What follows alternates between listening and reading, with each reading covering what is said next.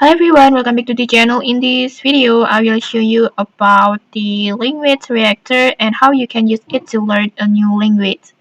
So Language Reactor is a Chrome extension that will help you to learn languages while watching videos, and it provides subtitles, translations, and a built-in dictionary and pronunciation feature. And to get started, first just open the Chrome like this. Make sure you already log into your account with your Google account. Or you can also use the another browser on here like uh, Microsoft Edge or Firefox. And then after that, for example, for this Chrome, just tap on this three dots icon, and then just tap on extensions, and then just tap visit Chrome Web Store. This one, and then in here just search for language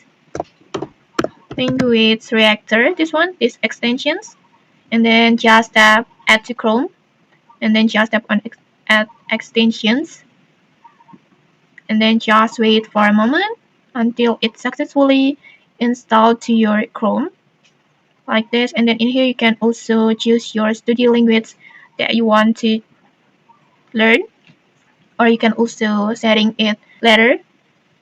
And then after that, once it installed, just close your Chrome and just open it again to restart the extensions.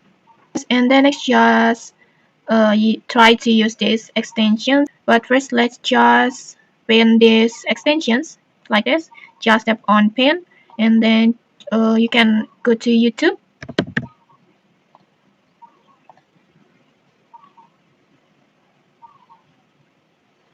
And then next, just find a video.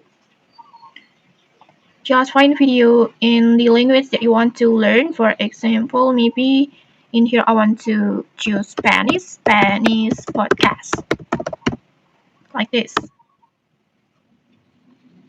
And then, for example, I want to choose this one.